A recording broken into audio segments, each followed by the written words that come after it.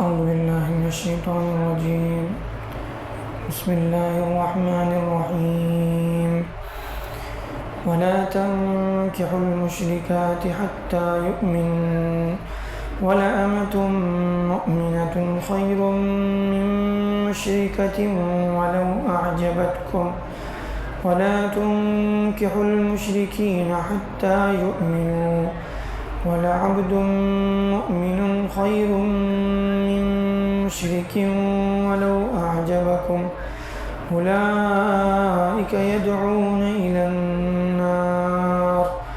والله يدعو إلى الجنة والمغفرة بإذنه ويبين آياته للناس لعلهم يتذكرون. اللہ تعالیٰ کا ارشاد ہے کہ تم مشرک عورتوں سے نکاح مت کرو حتیٰ کہ وہ ایمان لے آئیں، اور مومن باندی بہتر ہے مشرک عورت سے، چاہے وہ تمہیں کتنی پسند ہے۔ مشرک عورت کے مقابلے میں مومنہ باندی تمہارے لیے بہتر ہے، چاہے تمہیں مشرکہ جو ہے چاہے کتنی پسند آ جائے۔ اس آیت میں اللہ تعالیٰ نے نکاح کے سلسلے میں بعض احکامات بیان کیے ہیں کہ مشرک عورت سے نکاح نہیں ہو سکتا، کافر اور مشرک سے نکاح نہیں ہو سکتا الا کہ وہ ایمان میں داخل ہو جائیں تو ان سے نکاح ہو سکتا ہے۔ اور ایسے ہی آگے اللہ تعالیٰ فرماتے ہیں وَلَا تُنْكِحُوا الْمُشْرِكِينَ حَتَّى يُؤْمِنُوا، اور اپنی عورتوں کا نکاح کسی مشرک مرد سے نہ کرو یہاں تک کہ وہ ایمان میں داخل ہو جائیں۔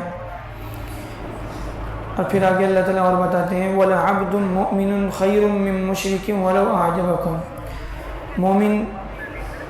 غلام بھی وہ مشرک سے جو ہے کئی گنا زیادہ بہتر ہے، چاہے وہ تمہیں کتنا پسند آ جائے۔ أُولَئِكَ يَدْعُونَ إِلَى النَّارِ، ایسا کیوں ہے؟ اس لیے کہ مشرکین تم کو جہنم کی طرف بلاتے ہیں اور اللہ تمہیں جنت کی طرف بلاتا ہے اور اپنی مغفرت کی طرف بلاتا ہے۔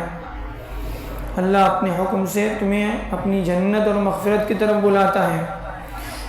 وَيُبَيِّنُ آيَاتِهِ لِلنَّاسِ لَعَلَّهُمْ يَتَذَكَّرُونَ، اور اللہ تعالیٰ اپنی آیتوں کو کھول کھول کر بیان کرتا ہے لوگوں کے لیے تاکہ وہ نصیحت حاصل کریں۔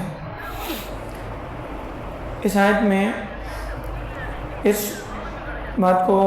واضح طور پر بتا دیا گیا کہ کسی مشرک عورت سے نکاح نہیں کیا جا سکتا، اور ایسے ہی کسی مومن عورت کا کسی مشرک مرد سے نکاح نہیں کیا جا سکتا۔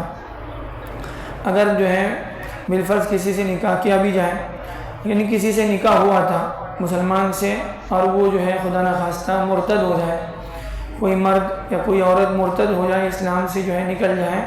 تو ان کا نکاح بھی آپس میں ٹوٹ جاتا ہے۔ اور یہ اس لیے ہے کہ اس میں جو ہے آدمی کے ایمان کو خطرہ ہے، ایمان کی حفاظت نہیں ہوتی۔ البتہ جو ہے بعض لوگ یہ سمجھتے ہیں کہ زبردستی اگر کسی کو جو ہے اس طرح سے جو ہے یعنی ایمان میں داخل کیا جائے تو وہ اس کا ایمان بھی معتبر نہیں۔ بعض لوگ یہ اسلام پر اور مسلمانوں کو جو ہے بدنام کرنے کے لیے اس طرح کی باتیں کرتے ہیں کہ مسلمان جو ہے زبردستی لوگوں کو جو ہے یعنی ایمان میں داخل کرتے ہیں، پھر اس کو اپنے نکاح میں شامل کرتے ہیں۔ زبردستی کا ایمان کسی کا معتبر ہی نہیں ہے۔ اور بعض لوگ وہ لوگ جو صرف نکاح کے جو ہے چکر میں اور شادی کے چکر میں جو ہے جو لوگ جو ہے ایمان میں داخل بھی ہوئے، اکثر دیکھا گیا کہ وہ لوگ جو ہے اپنے ایمان کو سنبھال نہیں پاتے، ان کی ایمان کی حفاظت نہیں ہوتی، کیونکہ وہ ایمان میں جو داخل ہوئے ہیں اگر ایمان کو سمجھ کر ایمان کے تقاضوں پر عمل کرنے کے لیے اللہ کو، اللہ کے رسول کو جو ہے پہچان کر وہ ایمان میں داخل ہوتے ہیں تو پھر ان کی ایمان کی حفاظت ہوتی ہے۔ اور ایسے ہی جو مسلمان اگر کسی جو ہے کافر کے ساتھ کسی مشرکہ عورت کے ساتھ نکاح کرتا ہے، یا کوئی مسلمان عورت کسی جو ہے کافر مرد کے ساتھ نکاح کرتی ہے، تو اس میں سب سے زیادہ خطرہ اس بات کا ہے کہ وہ اپنے ایمان کی بھی حفاظت نہیں کر پائے گا۔ اس لیے اللہ تعالیٰ نے فرمایا کہ یہ تمہارے لیے جائز نہیں ہے۔ البتہ ایک اور مسئلہ ہے اس میں کہ اہل کتاب جیسے یہود نصارہ کی عورتوں کے ساتھ مومن مردوں کا نکاح جائز ہے، یعنی اگر مرد مومن ہے تو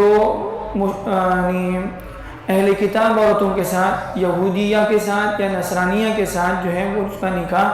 جائز ہے، اس لیے کہ وہ ایمان سے جو ہے سب سے زیادہ قریب ہے۔ ان کے یہاں شرک جو ہے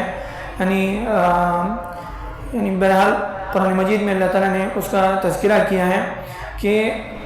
اہل کتاب کی عورتوں کے ساتھ نکاح جائز ہے، لیکن مشرک عورتوں کے ساتھ، مشرک مردوں کے ساتھ نہ مشرک مرد کا نکاح جائز ہے، نہ مومن مرد کا نکاح جائز ہے، اور ایسے ہی نہ مومن عورت کا نکاح جو ہے ان کے ساتھ جائز ہے، اس لیے کہ اس میں ایمان کو سب سے زیادہ خطرہ ہے۔ اس کے بعد آدمی ایمان کی حفاظت نہیں کر پائے گا، چونکہ شادی جو ہے وہ صرف جو ہے یعنی شہوت کی تکمیل کا نام نہیں ہے، بلکہ اس کے بعد جو ہے ایک پوری معاشرتی زندگی ہوتی ہے جس کو نبھانا ہوتا ہے۔ اگر آدمی جو ہے اس مقصد کو پورے طور پر نہ سمجھے تو پھر جو ہے وہ اپنے ایمان کا بھی سمجھوتا کرے گا اور اپنی ایمان کی بھی حفاظت نہیں کر پائے گا۔ اللہ تعالیٰ ہمیں عنایتوں سے صحیح سبق لینے والا بنائے۔